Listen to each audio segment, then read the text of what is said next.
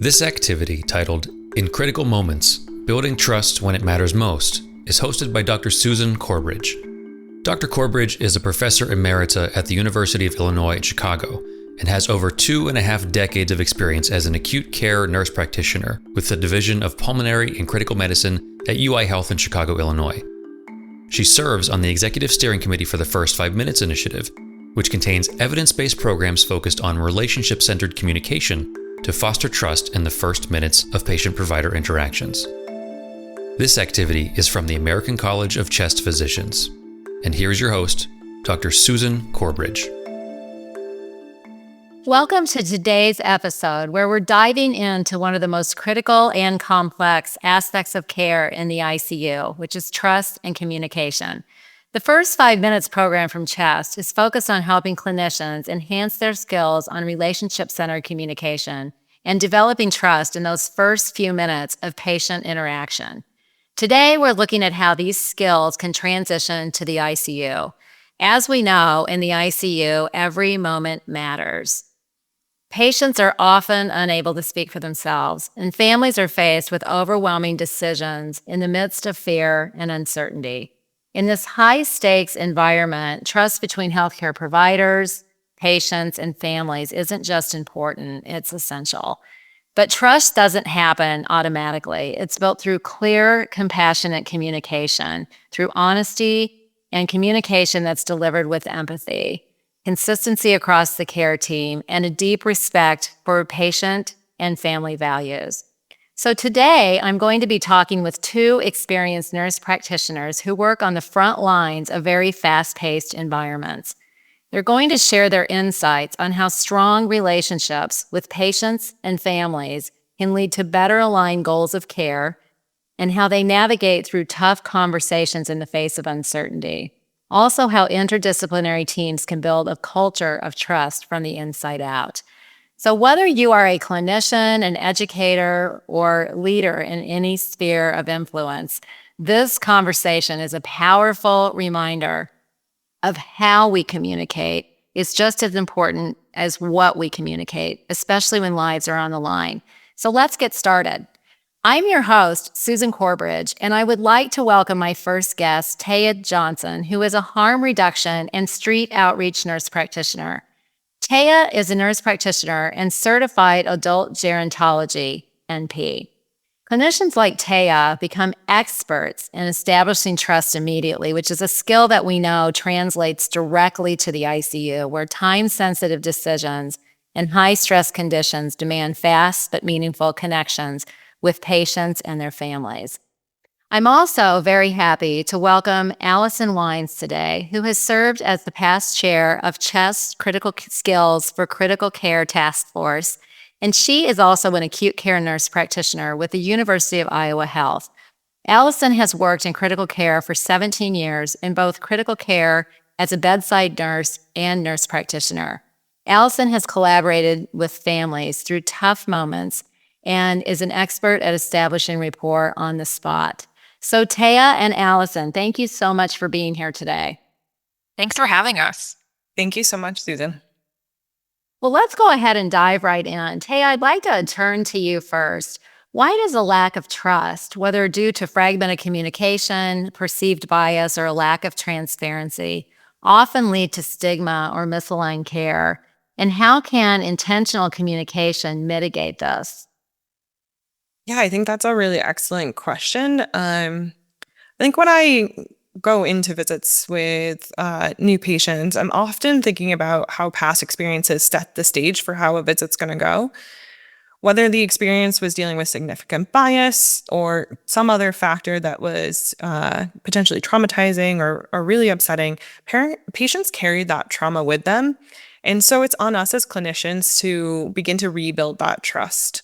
Intentional communication, I find, is key to setting the stage. It relays the message that transparency and shared decision-making are central to this therapeutic relationship.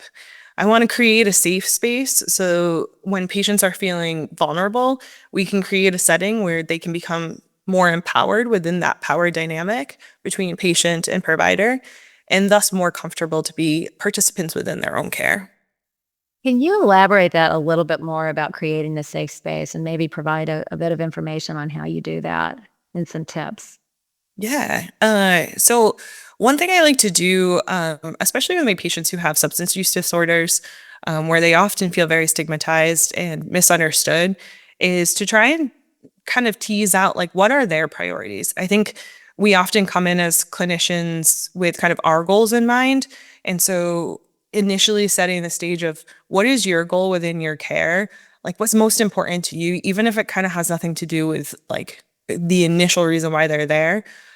Setting that stage that what's important to them is important to me can be a way that we can say, hey, you're safe to talk to me about anything that's concerning to you and anything that you want to address. And I find that that really makes things a lot more comfortable for people when they're feeling very scared. That's a great point. Thank you so much, Taya. Allison, I'd like to ask you a little bit specifically about your experience in the ICU. What makes relationship-centered communication different from routine clinical communication, and why is it essential for aligning care with patient values and goals, which kind of touches on what Taya was just commenting to? Right. It is so scary in the ICU sometimes. Oftentimes, we're meeting patients and families in the ICU. They're dealing with just an unbelievable amount of stress. And it's in an environment that's unfamiliar and can be very quite scary at times. So you need to go in and meet people in this very overwhelmed situation, just straight out of the blue. And it takes a really skilled communicator to do so. You're not going to have had the time or the opportunity to appreciate where the patient's coming from. Sometimes they just roll right in and you got to get to work. You don't know anything about their culture, their values, their history, what their past has been through. You need to be able to check all of your biases right at the door, walk in, meet the patient and the families in that very scary moment right where they're at. It's so very important to establish trust right away in those very first moments. That will help patients feel more comfortable with you and then help them be able to make decisions or participate in decisions that can literally be quite life and death situations. Thank you, Allison. Yeah, I think that is one of the most important tenets and one of the first tenets of the core first 5 minutes program is about checking your own biases at the door and really, paying attention to your own biases as you enter. So thanks for talking about that a bit as well. In your work, Taya, I'm going to turn it back to you. You work in a rapid and crisis response. So what do you think is similar or different in your high-stakes environments when it comes to relationship-centered communication and the impact it can have on patient care? I think similarly, it's really about rebuilding trust and good therapeutic relationship building as a main goal, even in those briefest of moments, as Allison was saying, those first moments that we're interacting with patients and their families as well. I work in a fairly high acuity setting, and so it can sometimes feel like we have other priorities within like our goals for care. But if we can't build trust, it's going to be really hard for us to kind of work through some of the really significant health conditions that we're dealing with. A difference I do see is that I may not see a patient regularly for periods of time. A lot of my patients are experiencing homelessness. They come and go out of care. I may only see them for an hour and then I won't see them for potentially weeks. So I think when patients are inpatient is a really great opportunity that they're there for a longer inpatient stay, that the opportunity to continue relationship and trust building is something that I don't necessarily always get on a day-to-day basis. So if today didn't go well or exactly to my plan, there sometimes isn't an opportunity to like rebuild that right away. Whereas if someone's in the hospital, they're on an inpatient stay, that opportunity, hopefully you have day to day to work on building trust. Great, thank you. And can you give us a few strategies about how we can, and healthcare providers can ensure that our language and communication remain non-stigmatizing, especially when caring for patients with substance use disorder, as you mentioned earlier, or if patients have mental health conditions? For sure. I think a common theme throughout this conversation is really about checking one's own biases.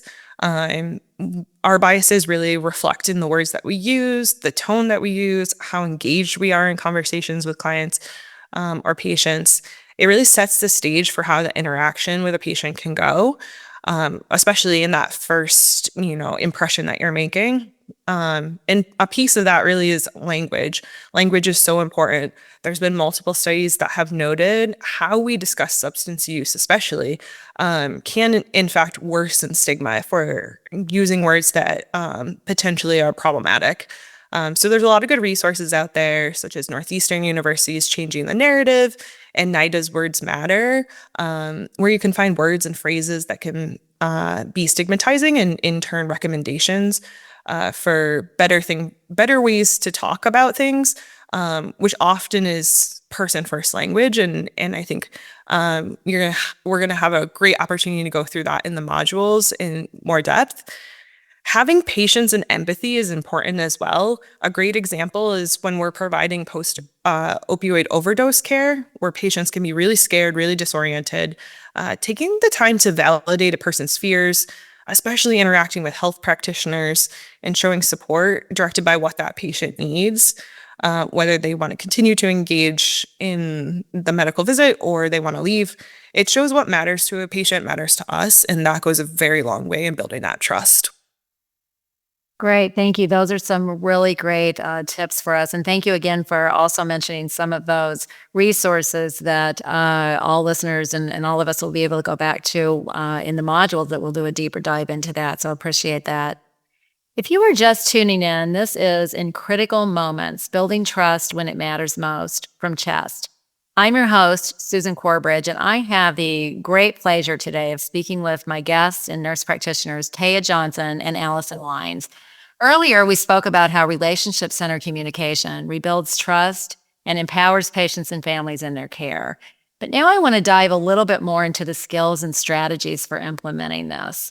So Allison, I'm going to turn to you as an experienced ICU nurse practitioner, and I'd like to ask why it's important for all ICU providers to invest in building relationships with their families, especially when patients can't speak for themselves. And how does this relational trust influence shared decision-making?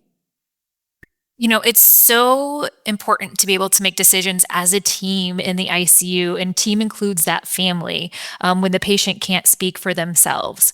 After all, the family is going to have an intimate knowledge of that patient, their wants, their values, what they were like as a person that we just don't have as providers walking in the door. Families need to feel that they can be open with us, ask questions that may be hard, they may be embarrassing, they may be really scared, right? So like Tehya said, we need to validate their fears and listen to them and let them know that what matters to them matters to us, as Tehya said. We really need to make them feel comfortable to be able to make these decisions and answer all these hard questions before we can really get anywhere and start moving forward with care plans. Again, making sure that the family knows that you care about the patient as a human. Are they a mom? Are they a dad, a sister, a brother? They're not just the next patient that came through the door. It's so important for us to align the evidence-based practice that we all know and do and make our treatment plan match the values of the patient and the family as well. This is also your chance to set realistic expectations for the family, which is much easier for the families to accept if they know that you're caring for the patient as a whole person, and again, not just the next one who came through the door. Those are really great tips. Thank you so much. And you mentioned the importance, too, of the team, because obviously it's a team approach to care in the ICU. So but all of the teamwork. Yeah, absolutely. Right. And role modeling for each other. Any other thoughts about, really engaging the whole team in this approach? I really like to have everyone included in family meetings and morning rounds. I like the nurses to be there. I like the pharmacists to be there. If social workers can be there or care coordinators can be there, that's helpful too. Just so we are all working as a team. We know everyone's voices are important during those morning rounds. Everyone can ask questions. And then the family sees that as well, right?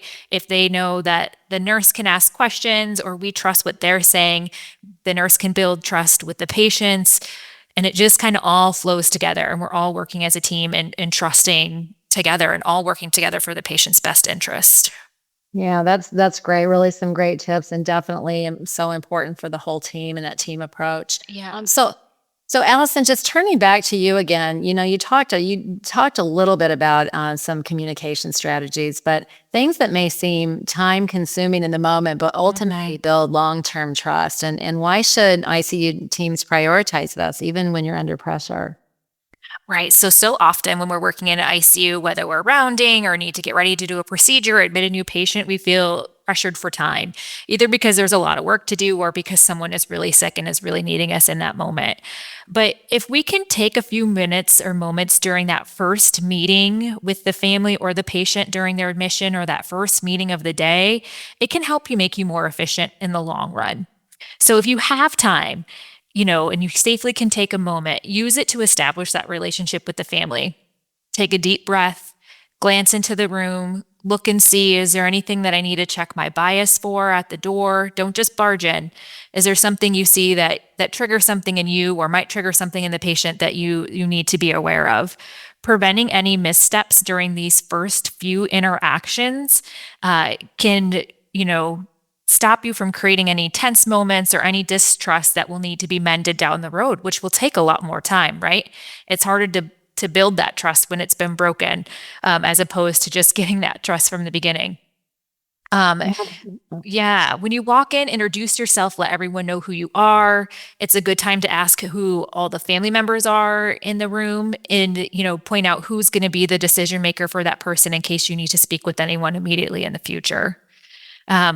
I also like to take a moment to ask what everyone's concerns are for the day. If the list is long, prioritize ones that are important that you can thoughtfully and, answer with compassion in that moment. And then make a point to tell the family or the patient that you will come back when you have time to discuss those maybe issues that are less of a priority or need a longer explanation when you have time.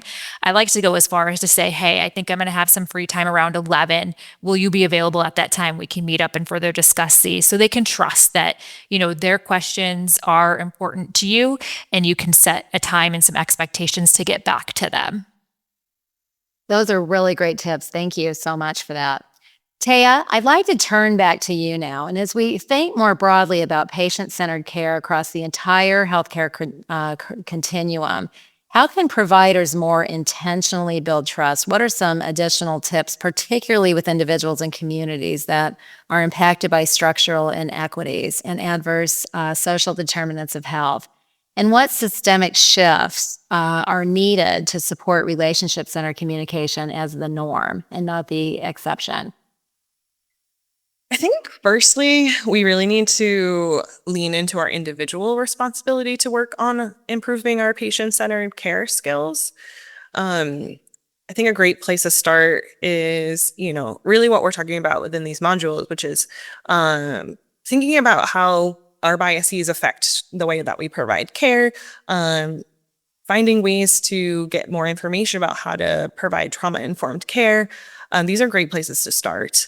Some other places we can kind of lean into are going to be learning about where the greatest disparities among our specific patient population that we're serving are, and finding specific trainings that focus on those topics so that we're prepared when we come in and we're talking to our patients. Using person-centered, non-stigmatizing language. A great example I often bring up is moving from leaving AMA or leaving against medical advice to discussing discharges that happen that way as self-directed discharges. It's just those little slight changes in your language that can be really impactful, and signal to other people on the care team that this is how we want to talk about things. Nowadays, people can see our notes, our patients can see our notes. So everywhere where we're interacting between the clinical team and the patients, we want to be cognizant of that, and how we're speaking about our patients. Building knowledge about health priorities among our patient population that apply post-care. So for me, things like basic wound care, I often find that we do a lot of trainings around wound care because that's not something that's like a huge piece of our training. But as patients are leaving the hospital, especially if they're leaving prior to kind of a planned discharge, being able to empower people to take care of their health until they're ready to come back is important. And that's one way that we can do that. I also think building multidisciplinary relationships among patients, both inpatient and outpatient, is a really key part of this. As Allison had mentioned, really making sure that there's a lot of clinical team building happening. For example, we have tried to really build up our kind of connection with our inpatient colleagues. So I work primarily outpatient, and I'm on the street, or I'm in our primary care clinic. But oftentimes I need to send my patients over to the hospital, which can be a hard sell for a lot of my patients because there is so much trauma within that kind of healthcare system.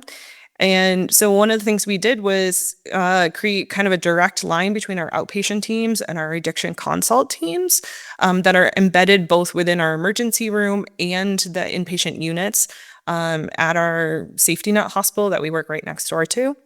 And so this means that we can better support our patients. We can do sort of that nice warm handoff where we're talking about what are the priorities before a patient comes in. Like, yes, they may be coming in for a really significant wound or for a potential systemic infection. But really our patients are concerned about, are they going to have their pain managed well, or is their withdrawal management going to be good enough that they feel that they can stay and that they can engage in that care that they need. And this has resulted in not only building trust within our patients, but also within our care team, so that we're all on the same page and we all have the same goal, that we want to build the safe space, and we really want to find the best ways to support patients and getting the care that they deserve. Those are some really great tips, and I really like how you bring in not only building trust with the patients, but the importance of building trust within our care teams to provide the best care that we can. So thank you for that. We've had some great information from both of you today, and just really impactful, and very much appreciate you being here. So with that, I would like to thank my guests, both Tehya Johnson and Allison Wynes, for speaking with me and our audience today. Thank you so much, Susan. It's been a pleasure to be here. Thank you so much, Susan. Thank you for joining us and listening to In Critical Moments, Building Trust When It Matters Most. This is a non-promotional, non-CME disease state educational program brought to you by CHEST. To learn more about the first 5 minutes and explore existing educational pieces, please visit chestnet.org/first5. FIRST 5. Thanks again for listening.